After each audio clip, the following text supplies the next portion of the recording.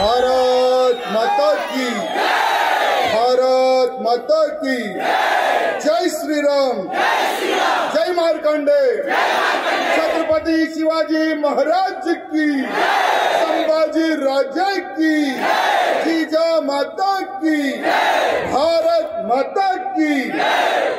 कैसे हो सब लोग? बहुत दिन बाद मिलना हुआ आप सबसे। చాలా రోజు అయింది కదా మనం కలిసి. ఇప్పుడైతే మన బామ్మడి దగ్గర నుంచి కూడా మనం మాట్లాడదాం, టెన్షన్ పడకండి. आज पूरे भारत में एक ऐसा माहौल बना हुआ है मेरे मित्रों। भारत में आज मोदी जी के सामने किसी पार्टी की औकात नहीं है जो खड़े होकर कह सके तो हम मोदी को टक्कर देंगे। आज पूरे भारत में इतना अच्छा माहौल बना हुआ है, छोटे बच्चे से लेकर बूढ़ा इंसान तक बस एक ही एक नारा लगा रहा है, अब की बार, अब की बार, अब की बार 400 पार तो होना ही होना है। लेकिन इसके लिए हमारे सोलापुर के जो हमारे वोटर हैं उनको खड़े होने की आज आवश्यकता है। मित्रों, सोलापुर के हमारे जनता से सबसे मैं आज एक विनती करने आया हूं। साल के 12 महीने आप लोग जाति के लिए लड़ो, साल के 12 महीने कास्टिज्म के बारे में सोचो, लेकिन 5 साल में एक बार हमें हमारे देश के लिए सोचना है। मेरे मित्रों, देश का प्रधानमंत्री कैसा होना चाहिए ये आप सबको सोचने और समझने की आवश्यकता है। मेरे मित्रों, क्या हम देश को ऐसे लोगों के हाथ में दे सकते हैं जो देश को खोखला करेंगे? क्या हम देश को ऐसे लोगों के हाथ में दे सकते हैं जो देश को बेचने की सोच रखते हैं? अरे आज हमारे प्रधानमंत्री जी के सामने जो कांग्रेस पार्टी है ये कैंसर से भी बदतर पार्टी है। मेरे मित्रों, अरे प्रधानमंत्री मोदी जी ने उस कैंसर को खत्म कर दिया। लगभग 10 सालों से उस कांग्रेस का नाम और निशान मिटाने का उन्होंने प्रयत्न किया। कांग्रेस मुक्त भारत का नारा लेकर आज प्रधानमंत्री मोदी चल रहे हैं। तो हम सबका कर्तव्य बनता है कि हमारे प्रधानमंत्री मोदी जी के हाथ हम और मजबूत करें। आज हम यहाँ पर चुनाव प्रचार के लिए आए हैं।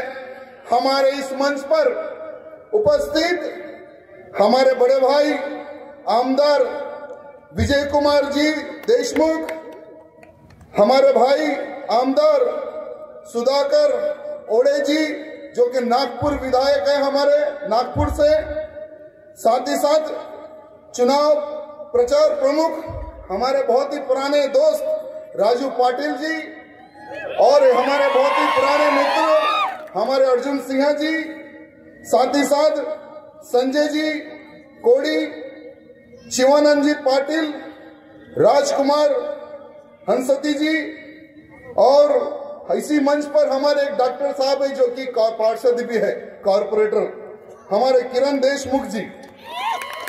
साथ ही साथ आज हम राम भाऊ जी के प्रचार के लिए आए हैं मेरे मित्रों।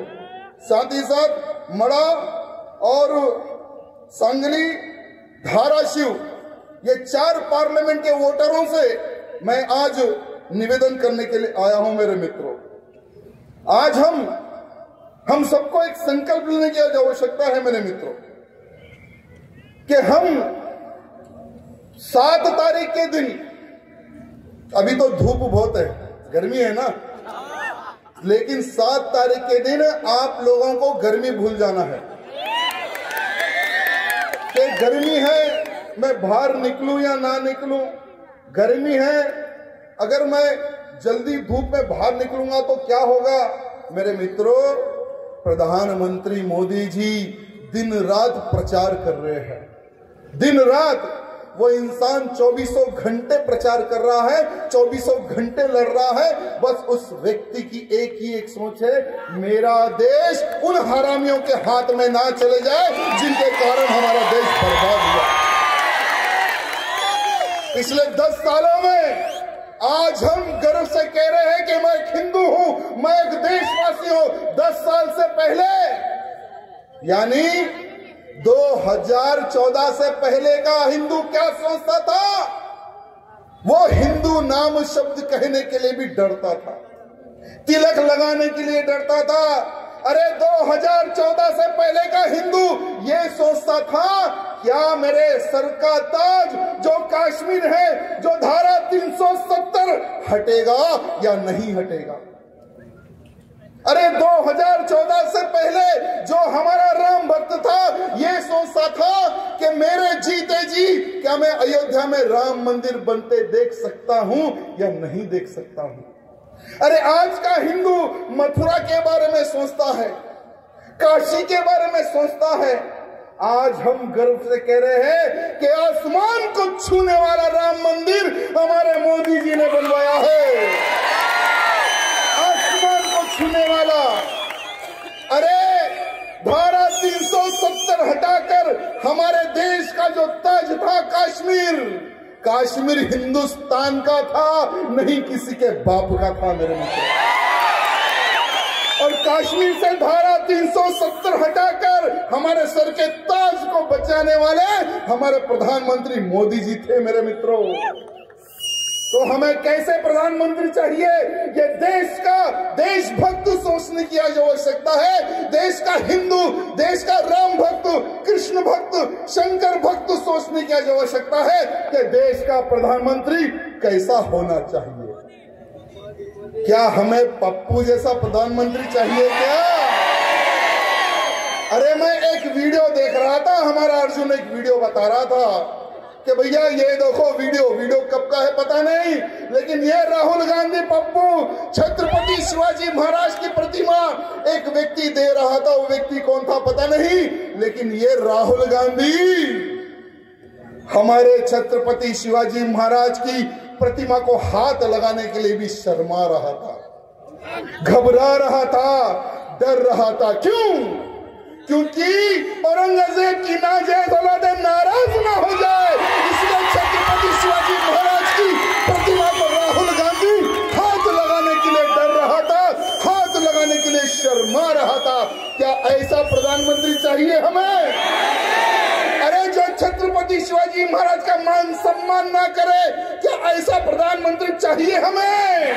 अरे हमें तो छत्रपति शिवाजी महाराज जैसी विचारधारा वाला प्रधानमंत्री चाहिए, और वो विचारधारा है हमारे प्रधानमंत्री मोदी जी की मेरे मित्रों। अरे हिंदवी स्वराज का सपना लेकर हमारे शिवाजी महाराज आगे बढ़े थे, हिंदवी स्वराज की स्थापना की। आज यही हमारे प्रधानमंत्री मोदी जी सबका साथ, सबका विकास और सबका विश्वास लेकर आगे बढ़ रहे हैं। पिछले 10 सालों में मेरे मित्रों आज हम गर्व से कह रहे हैं कि हम हिंदू हैं। आप लोग एक बार विचार करिए कि ये कांग्रेस की सरकार जहां जहां पर आई है राज्यों में, क्या वहां का हिंदू क्या सुरक्षित है? कर्नाटक में देखिए क्या हुआ। कर्नाटक में लव जिहाद के नाम पर हमारी एक बहन को कितने चाकुओं से मार के खत्म कर दिया। अरे उस लड़की का बाप तो तुम्हारे ही पार्टी का था। अरे शर्म करो रे कांग्रेसियों। अरे हमारी बेटी का कत्ल हुआ, एक भी कांग्रेसी उसके बाप और उसके परिवार से मिलने के लिए भी डर रहा था। क्यों? क्योंकि जिसने हत्या की थी वो एक मुसलमान था, और मुसलमान का वोट हमारे से सरक ना जाए, इसलिए उस लड़की के परिवार से कोई भी कांग्रेसी मिलने के लिए नहीं गया मेरे मित्रों, कोई कांग्रेसी मिलने नहीं गया। लेकिन भारतीय जनता पार्टी के हमारे राष्ट्रीय अध्यक्ष श्रीमान जेपी नड्डा जी उनके घर जाते हैं और उनको कहते हैं कि हम हैं तुम्हारे साथ। जब तक तक उस हरामी को फांसी की सजा नहीं मिल जाती, हमें तुम्हें अपना बड़ा समझिए, आप हमारे आपके परिवार का ही हिस्सा समझिए। पूरी भारतीय जनता पार्टी आपके साथ है। इतनी ताकत देकर आए हैं हमारे नड्डा जी। मित्रों, जिसके घर में किसी की मृत्यु हो जाती है ना, तो दर्द क्या होता है उसी को पता है मेरे मित्रों। अरे उस परिवार को पूछो जिसकी बेटी को कॉलेज के अंदर सरेआम चाकुओं से भोग भोग कर उस हरामी ने मर्डर कर दिया। अरे यही नहीं, यही कर्नाटक में एक दुकान के अंदर एक हमारा हिंदू भाई हनुमान चालीसा का एक गाना लगाकर हनुमान चालीसा पढ़ रहा था, तो आजू बाजू के कुछ लोग जाते हैं दुकान पर और उसको दुकान से बाहर निकाल कर मारते हैं। और एफआईआर करने के लिए भी कांग्रेस सरकार डर रही थी कि कहां ये मुसलमान वोट हमारे से सरक जाए। अरे यही कर्नाटक में ये लोग नारा लगाए थे चुनाव के समय पर, हमारी कांग्रेस को जिता दो, हम बजरंग दल को बैन कर देंगे। हमारी कांग्रेस को जिता दो, जो बीजेपी ने गौ हत्या के ऊपर जो कानून लाया है उस कानून को हटाकर हम खुलेआम गायों को कटवाएंगे और तुम्हें मांस खिलवाएंगे। ये वही कांग्रेस है मेरे मित्रों। अरे कांग्रेस कर्नाटक में आई, हमारे तेलंगाना में भी कांग्रेस आई। तेलंगाना में कांग्रेस आते ही होली के दिन जहां पर लोग गीत गाना बजाकर होली दहन कर रहे थे, वहां पर बाजू की एक मस्जिद से लोग आते हैं, होली के ऊपर हमला करते हैं, होली जलाने वालों के ऊपर हमला करते हैं, यहां तक कि महिलाओं के ऊपर भी उन्होंने हमला किया। किसके ऊपर एफआईआर होना है, केस किसके ऊपर दर्ज होना है, गुनाह किसके ऊपर होना है? जो मारते हैं या मार खाते हैं मेरे मित्र, किसके ऊपर गुनाह होना है बताइए। लेकिन यही कांग्रेसियों ने जो मार खाई महिलाएं, जो मार खाए पुरुष, जो मार खाए बच्चों के ऊपर उन्होंने गुनाह दाखिल किया। ये है कांग्रेस। अरे आज केरला में देखिए, कोई भी वहां का हिंदू आज सुरक्षित नहीं है। केरला भी आज एक आतंकवादी फैक्ट्री बन चुकी है। अरे कर्नाटक में पीएफआई जैसे आतंकियों को सपोर्ट करती है ये कांग्रेस। ये पीएफआई को ही केरला में भी सपोर्ट करते हैं ये लोग एक बड़ा एक ग्रुप बनाए, इंडी ग्रुप है पता नहीं है, रंडी ग्रुप है पता नहीं। ये ग्रुप बनाते हैं और ये नारा लगाते हैं कि अब की बार हम मोदी को हराएंगे। तुम क्या, तुम्हारा बाप भी मोदी को नहीं हरा सकता। अरे बंगाल में देखिए क्या हो रहा है, 1 करोड़ से ज्यादा बांग्लादेशी और रोहिंग्या इनके बाप की जागीरें समझकर बंगाल एक राज्य में आकर छुपे हुए हैं। अरे मंत्री बन गया, मिनिस्टर बन गया, विधायक बन गया, रोहिंग्या और बांग्लादेशी आज बंगला में हिंदुओं पर हमला कर रहा है। जहां पर हमारे हिंदू क्षेत्र है, मंदिर है, घर है, वहां पर एक जाता है, एक विधायक है कोई, वो जाकर हमारी बहन बेटी को उठाकर ले जाता है, उसका बलात्कार करता है। उसके बाद में दूसरी बहन को ले जाता है, तीसरी बहन को ले, चौथी बहन को ले जाता है। जब वो मीडिया में बाहर आया तो यही ममता बनर्जी जो वोट की भिखारन है, वो उसके ऊपर केस करने के लिए भी डरती थी। लेकिन सीबीआई यानी सेंटर ने, प्रधानमंत्री मोदी जी ने कहा है कि जाओ, जाकर हमारी बहन बेटियों की इज्जत बचाओ। वो इज्जत लूटने वाला भी मुसलमान था मेरे भाई। आज लोग ये कह रहे हैं कि हमें वोट जिहाद करना है। प्रधानमंत्री जी ने बहुत अच्छी बात कही है। अरे हमने लव जिहाद सुना था, हमने लैंड जिहाद सुना था, ये वोट जिहाद इन्होंने नया प्रारंभ किया है। सलमान खुर्शीद है कोई कांग्रेसी पुराना डाकू, उसी की भतीजी है, वो कहती है कि होट जिहाद करो, यानी जिहाद का मतलब होता है युद्ध। तो मैं उसको कहना चाहूंगा कि माइक के सामने तो बहुत बड़े बड़े कुत्ते भौंकते हैं। अरे एक समय था तुम लोगों ने बहुत जिहाद किए, अब तुम लोग जिहाद नहीं कर सकते, क्योंकि तुम लोग जिहाद करोगे तो मोदी जी तुम्हें ठोक देंगे। जहां से निकले हो वहां पहुंचा देंगे मोदी जी। अरे ना हम जिहाद करने देंगे, ना लव जिहाद करने देंगे, ना लैंड जिहाद करने देंगे। अरे बहुत ही जल्द देश में जनसंख्या कानून भी आने वाला है। अरे जब कानून आएगा हम दो, हमारे दो तो बेटा तुम्हारे भी दो ही रहेंगे। तब देखेंगे कि तुम लोग वोट जिहाद कैसे करते हो, तब हम देखेंगे। मित्रों, आज हमें बहुत ही डटकर और विचार करके हमें आगे आज बढ़ने की आवश्यकता है मेरे मित्रों। और मैं आपको, अगर कांग्रेस गलती से अगर आ गई तो हमारे देश में क्या होने वाला है, मैं आज आपको बताने की कोशिश करूंगा मेरे मित्रों। आज यही सोलापुर पार्लियामेंट से उम्मीदवार कौन है? कौन है उम्मीदवार? बीजेपी के सामने कांग्रेस उम्मीदवार कौन है? क्या नाम है? नाम भूल गए क्या? सुशील कुमार शिंदे की सुपुत्री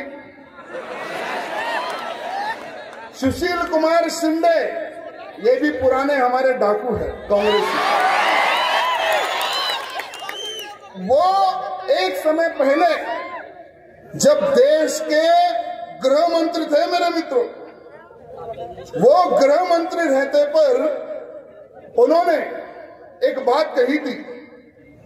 सुशील कुमार शिंदे जी ने सोनिया गांधी और राहुल गांधी के कहने पर हिंदुओं को आतंकवादी के साथ में जोड़ा था। यही सुशील कुमार शिंदे कांग्रेस की सरकार के समय में भगवा को आतंकवाद से जोड़ा था। हिंदू आतंकवाद का नया एक नारा लगवाया था हमारे सुशील कुमार शिंदे जी ने। आपको मौका मिलता है मेरे मित्रों, आज आपको मौका मिल गया है। क्या आप आतंकवादी हो? क्या आप आतंकवादी हो? क्या भगवा कभी आतंकवाद हो सकता है? अरे क्या मैं आतंकवादी हूँ? हमारे साधु संत आतंकवादी है क्या? तो यही सुशील कुमार शिंदे जी की जो हमारी सुपुत्री, हमारी बहन है, क्या उनको वोट डालकर आप पार्लियामेंट भिजाओगे? भिजाओगे? तो आपको एक बहुत अच्छा मौका है। आपको उन सब की औकात दिखाने का आज मौका मिला है वोट के माध्यम से मेरे मित्रों। 7 तारीख के दिन 3 नंबर पर कमल का निशान दिखेगा। 7 तारीख के दिन जब आप वोट डालने जाओगे तो आपको 3 नंबर पर कमल का निशान मिलेगा। इतना दबाव कि जब काउंटिंग शुरू होगी, जो लोग आतंकवाद कहते थे, इनके मुंह पे तमाचा वोट बैंक के माध्यम से मारो मेरे मित्रों। आज प्रधानमंत्री मोदी जी देश के विकास के लिए, अरे जब कोरोना काल आया था तो देखो कितने देशों में कितने लोग मरे, लेकिन हमारे प्रधानमंत्री मोदी जी ने सोचा कि मेरी भारत की जनता को बचाना है। ना हिंदू देखा, ना मुसलमान देखा, ना सिख देखा, ना ईसाई देखा। उन्होंने कोरोना काल के समय पर 80 करोड़ लोगों को मुफ्त में चावल बांटा मेरे मित्रों, मुफ्त में चावल बांटा। और अगले 5 साल तक उन्होंने चावल बांटने का भी एक नारा दिया मेरे मित्रों। यही हमारे प्रधानमंत्री मोदी जी उज्ज्वला योजना के तहत 10 करोड़ से अधिक महिलाओं को मुफ्त में गैस कनेक्शन दिया है। मुफ्त में जो लोग गांव गंडियों में लकड़ी जलाकर खाना बनाते थे, वो धुएं से कई लोगों के फेफड़े खराब हो जाते थे मेरे मित्रों। लेकिन प्रधानमंत्री मोदी जी की सोच देखिए, गांव से लेकर शहर तक, शहर से लेकर जंगलों तक उन्होंने फ्री में गैस कनेक्शन दिया है मेरे मित्रों। साथ ही साथ प्रधानमंत्री मुद्रा योजना के तहत 50,000 से लेकर 1.5 लाख का लोन फ्री में दिया है मेरे मित्रों, कि हमारे जो गरीब वर्ग के लोग हैं जो छोटे मोटे में कारोबार जो स्टार्ट कर सकते हैं वो अपने पैरों पर खड़े हो सके, ये हमारे प्रधानमंत्री जी की सोच है मेरे मित्रों। इस स्वच्छता भारत मिशन के तहत जो हमारी महिलाएं खुले में शौच करती थी, 12 करोड़ उन्होंने शौचालय बनाए हैं मेरे मित्रों, 12 करोड़ शौचालय। भारत को डिजिटल बनाने के लिए आज हम 1 रुपया भी गूगल पे कर सकते हैं। 1 रुपया हो या 10,000 हो या लाख रुपए हो, हम गूगल पे कर सकते हैं। डिजिटल इंडिया में भारत सबसे नंबर 1 बनाने वाले हमारे प्रधानमंत्री मोदी जी मेरे मित्रों। प्रधानमंत्री आवास योजना के तहत करोड़ों घर मोदी जी ने बनवा के दिए हैं। आपके सोलापुर में भी 15,000 घर बनाकर चाबी देकर गए ना। अरे जो विधायक, पूर्व विधायक थे जो कांग्रेस का हमेशा विरोध करते थे, घर बोले जाओ खबर बोले आओ, अब ऐसे विधायक भी कांग्रेस जिंदाबाद के नारे लगा रहे हैं। पता नहीं किस रात में कितने बैग उनके घर चले गए। प्रधानमंत्री जल जीवन योजना के तहत घर घर नल पहुंचाने का काम, साफ पानी पीने का काम हमारे मोदी जी ने किया है मेरे मित्रों। घर घर नल पहुंचाने का काम हमारे प्रधानमंत्री मोदी जी ने किया है। प्रधानमंत्री किसान सम्मान निधि के तहत 15 करोड़। अरे किसान है तो दुनिया है, किसान है तो तुम हो, किसान है तो हम हैं। ऐसे किसानों को 15 करोड़ किसानों के अकाउंट में 6,000 रुपए डायरेक्ट पहुंचाने वाले हमारे प्रधानमंत्री मोदी जी हैं मेरे मित्रों। प्रधानमंत्री आयुष योजना के तहत, आयुष्मान योजना के तहत 50 करोड़ से अधिक लोगों को 5 लाख रुपए का बीमा मिल रहा है मेरे मित्रों। 5 लाख रुपए लगाकर वो लोग अच्छे से इलाज करवा सकते हैं। अटल पेंशन योजना के तहत 50 साल की उम्र से अधिक लोगों को 1,000 से लेकर 5,000 तक की पेंशन देने का काम हमारी मोदी सरकार कर रही है मेरे मित्रों। मेरे मित्रों, बहुत ही जल्द भारत में यानी तीसरी बार जब प्रधानमंत्री मोदी जी बनेंगे तो देश में भूचाल आने वाला है मेरे मित्रों। मैं आज भी चैलेंज करता हूं कि अगर भारत देश के प्रधानमंत्री तीसरी बार मोदी जी नहीं बनेंगे तो मैं राजनीति छोड़ दूंगा मेरे मित्रों। मैं राजनीति छोड़ दूंगा।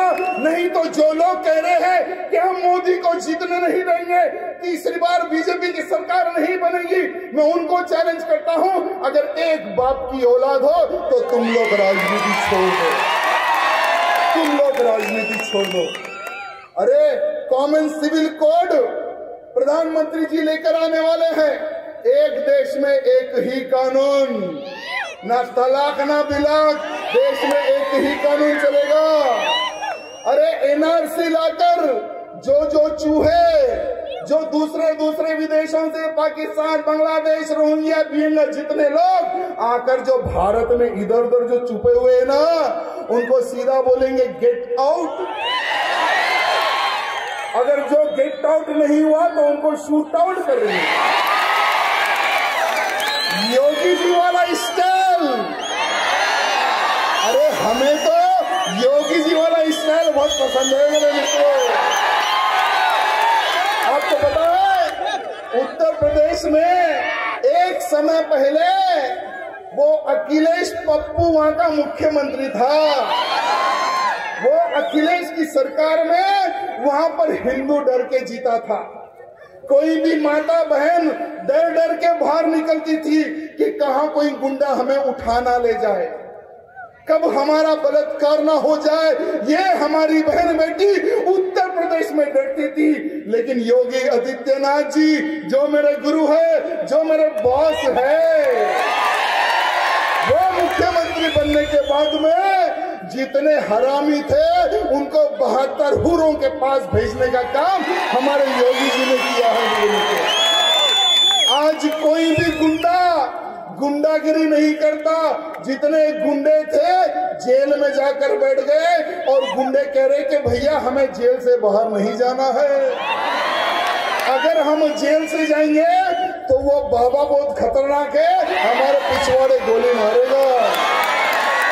इसलिए आज कोई भी गुंडा बाहर आने को तैयार नहीं है। कुछ ही दिन पहले एक मुख्तार अंसारी चले गया ऊपर, डर के मारे हार्ट अटैक आ गया उसको। अरे वो मुख्तार अंसारी को शहीद का दर्जा दे रहे हैं, जो शहीद का दर्जा दे रहे हैं उसमें हमारा बड़ा साला असदुद्दीन ओवैसी भी है। वो भी जाकर कहता है कि मुख्तार अंसारी शहीद हो गया। अरे बेटा, मुख्तार अंसारी चले गया, अब तेरी बारी है, बेफिक्र रहो। ये जो असदुद्दीन ओवैसी जो एमआईएम पार्टी का जो चीफ है ना मेरे मित्रों, यही एमआईएम पार्टी के चीफ को एक बहुत ही छोटा सा कीड़ा था, ये जमीन में रेंगने वाला कीड़ा, और ये कीड़े को, ये आस्तीन के सांप को, ये जहरीले सांप को दूध पिलाकर बड़ा करने वाली यही कांग्रेस है मेरे मित्रों। वाईएस राजशेखर रेड्डी जी एक मुख्यमंत्री थे, बेचारों का हेलीकॉप्टर गिर के वो मर गए हमारे मुख्यमंत्री जी। वो टाइम पे उन्होंने वो सांप को दूध पिला पिला पिला पिला कर बड़ा किया, और जैसा ही बेचारे वो खत्म हो गए, उनके बाद में किरण कुमार रेड्डी जी एक मुख्यमंत्री बने कांग्रेस के। वो हिंदुवादी थे, कांग्रेस ही पसंद नहीं करती थी, लेकिन वो उन्होंने बहुत जबरदस्त काम किया, दोनों चूहों को जेल में डाल दिया, और इतना ठोका ये भी जेल से बाहर नहीं निकलते दोनों चूहे, अकबरुद्दीन ओवैसी यानी बकरुद्दीन ओवैसी या असदुद्दीन ओवैसी। लेकिन सरकार बदली, तेलंगाना आंध्र अलग हुआ, केसीआर की नई सरकार बनी। केसीआर कहता था कि मैं महाराष्ट्र में भी झंडा गाड़ूंगा, तेलंगाना में झंडा गिर गया, तो झंडा गाड़ने महाराष्ट्र में आया था। महाराष्ट्र की जनता को जो भी राजनेता होते हैं ना बेवकूफ समझते हैं, लेकिन उन गधों को पता नहीं हमारी महाराष्ट्र की जनता बेवकूफ नहीं है, छत्रपति शिवाजी महाराज के मौले हैं। और औरंगजेब की औलादों को ये हमारे मौले छोड़ने वाले नहीं है, ठोकने वाले मौले हैं हमारे। लेकिन केसीआर वहां गिर गया। केसीआर जीतने के बाद में भी यही दो चूहों को खूब दूध पिला पिला कर उन्होंने बड़ा किया। मेरे मित्रों, अभी फिर कांग्रेस की सरकार आ गई हमारे तेलंगाना में। कांग्रेस की सरकार आते ही फिर इन दो सांपों को दूध पिलाने का काम चालू हो गया। अभी चुनाव है हैदराबाद में भी, हमारी महादेवी जी खड़ी हुई है उनके सामने, और ये असदुद्दीन ओवैसी जो हमारा बड़ा साला है, वो कह रहा है कि बीफ जिंदाबाद, बीफ जिंदाबाद के नारे लगाता है। मैंने उसको कहा कि बेटा बीफ जिंदाबाद बोल रहा ना, तो आजा एक सुअर की भी दुकान लगाऊंगा, वो भी जिंदाबाद बोल रहा। और उसका छोटा भाई बकरुद्दीन वो कहता है कि बीफ का मांस खाने में बहुत मजा आता है, तो मेरे भाई एक बार सुअर का मांस भी खा के देख ले। अरे हम हिंदुओं की आस्था जुड़ी हुई है गौ माता में, देश धर्म का नाता है, गाय हम सबकी माता है मेरे मित्रों। और तीसरी बार मोदी जी प्रधानमंत्री बनने के बाद में गौ माता को जो दर्जा मिलना चाहिए था वो मिलके ही रहेगा। हमारी गौ माता विश्व की माता बनने वाली है मेरे मित्रों, विश्व की माता। मेरे मित्रों, ये कांग्रेसियों का जो पाप है हमें भूलना नहीं है मेरे मित्रों। इन कांग्रेसियों का पाप हमें भूलना नहीं है। ये वही कांग्रेस है जिन्होंने आपका पैसा खाया, छोटे बच्चों का पैसा खाया, बड़े बुजुर्गों का पैसा खाया। यही कांग्रेस 10 साल पहले जब कोई भी बड़ा आदमी टीवी देखता था, आज से 10 साल पहले जब बीजेपी की सरकार नहीं बनी थी, तो हर बार स्कॉलिंग आती थी, टीवी में मैटर आता था कि आज एक घोटाले का उजागर हो गया। जैसे सबसे बड़ा घोटाला इन्होंने 2G घोटाला किया, 2 लाख करोड़ का घोटाला।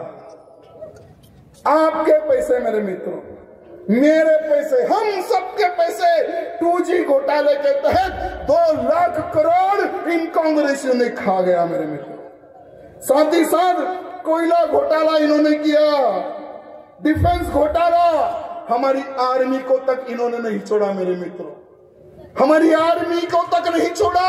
अरे जो आर्मी के जवान देश की रक्षा करते करते देश की रक्षा करते करते जो जवान शहीद हो जाता था, उनका राशन पानी तक ये हरामी खा गए। उन्होंने वो भी घोटाला किया मेरे मित्रों। साथ ही साथ कॉमन वेलफेयर घोटाला मेरे मित्रों, कॉमनवेल्थ घोटाला जो कि 70,000 करोड़ का घोटाला है, हेलीकॉप्टर घोटाला, पनडुब्बी घोटाला, अरे इन्होंने तो गाय के गोबर में भी घोटाला कर दिया। नेशनल हेराल्ड घोटाला 2,000 करोड़ का घोटाला मेरे मित्रों, और यही घोटाले में सोनिया गांधी और राहुल गांधी इन्वॉल्व थे। ये अभी भी बेल पे घूम रहे मेरे मित्रों। देश का खाने वाले पैसा क्या प्रधानमंत्री बनने लायक है? और बेफिक्र रहो सोनिया गांधी जी और हमारे पप्पू जी, जब तीसरी बार मोदी जी बनेंगे ना, ये जो तुमने घोटाले किए हैं इसका हिसाब तुम्हें जेल में बैठकर देना पड़ेगा। अरे कांग्रेस के समय धरती से लेकर आसमान तक घोटालों की इतनी लंबी लाइन है मेरे मित्रों। अगर घोटालों के बारे में अगर मैं यहाँ बोलने बैठूं तो समय भी कम पड़ेगा मेरे मित्रों। देश को इन्होंने खोखला किया है, देश को इन्होंने बर्बाद किया है, और ऐसी कांग्रेस को भूतोना भविष्य हम भारत में कभी राज करने नहीं देंगे। ये संकल्प हमें लेना है मेरे मित्रों। इकड़ुना प्रतियोगिता అన్న తమ్ముళ్ళు అక్క చెల్లెలు అందరికీ నేను దండం పెట్టి రిక్వెస్ట్ చేస్తున్నా। 7th तारीख की 7వ तारीख की 3వ नंबर की कमल गुर्तुके में वोट पड़ाले। ఫస్ట్ మీరు ఓట్ వేయాలి, దాని తర్వాత మీ చుట్టుపక్కలకి చెప్పాలి ఓట్ ఫర్ బీజేపీ। మీరు ఓట్ వేసిన తర్వాత మీ కాలనీ వాళ్ళకి చెప్పండి, మీ బస్తీ వాళ్ళకి చెప్పండి, ట్విట్టర్ కానీ ఫేస్బుక్ కానీ వాట్సాప్ కానీ అన్ని దాంట్లో చేయండి।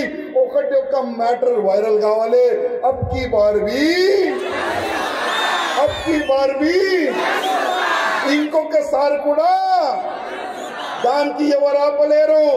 నా అన్న తమ్ముళ్ళారా, సోలాపూర్లో మన తెలుగు వాళ్ళు ఎక్కువ ఉన్నారని ఇంకొకసారి మా పాటిల్ గారు అన్నారు, మా ఎమ్మెల్యే గారు అన్నారు। చాలా గర్వంగా నాకు ఫీల్ అవుతుంది। మోదీ గారు కూడా, నేను మోదీ గారు ఒక వీడియో చూసిన, మోదీ గారు అన్నారు నేనప్పుడు ఆర్ఎస్ఎస్ లో ఒక చిన్న కార్యకర్త ఉండే, అప్పుడు మైసూర్లో ఎక్కువ నాకు తిండి పెట్టేదే మన తెలుగు వాళ్ళు కూడా అన్నారు మోదీ గారు। ఎంత గర్వం అవుతుంది కదా, ఎంత గర్వం అవుతుంది కదా। మళ్ళీ అట్లాంటి వ్యక్తికి మనం గెలిపిస్తామా లేదా? 400 పార్ చేద్దామా లేదా? 400 పార్ మోదీ గారు పోవాలంటే ఇదే సోలాపూర్ నుంచి మన అన్నకి, మన భారతీయ జనతా పార్టీ క్యాండిడేట్ కి ఎక్కువ మెజారిటీని గెలిపించి పార్లమెంట్ పంపిద్దాం। ఆ ఒక్క సంకల్పం మనం తీసుకుందాం।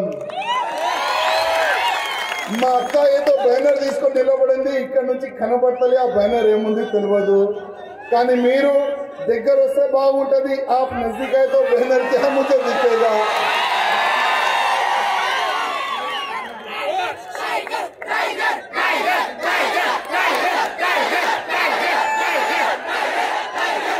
मित्रों, अरे वाह क्या बात है, ये तो हमारा संकल्प है। मित्रों, ये पॉलिटिकल सभा है, और पॉलिटिकल सभा में जो जो हमने कहा है याद रखना। और ये जो मेरी बहन जो बैनर लेकर आई है ना, भारत को अखंडित राष्ट्र बनाने की ताकत भी हमारे मोदी जी रखते हैं। ये पप्पू गिप्पू में दम नहीं जो हिंदू राष्ट्र की बात करे। अगर हिंदू राष्ट्र अगर कोई बना सकता है तो केवल एक इंसान है, वो है प्रधानमंत्री मोदी जी। प्रधानमंत्री मोदी जी।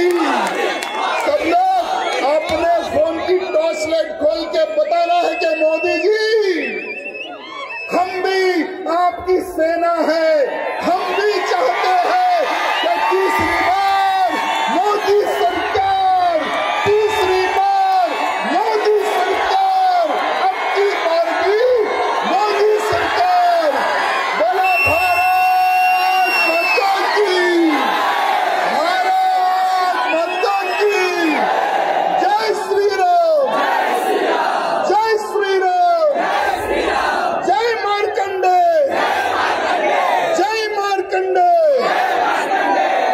बहुत धन्यवाद मित्रों, बहुत बहुत धन्यवाद. यानंतर डॉक्टर तेड देशमुख पालकांना विनंती करतो की त्यांनी आपले या ठिकाणी आभार व्यक्त करावे. आहे का?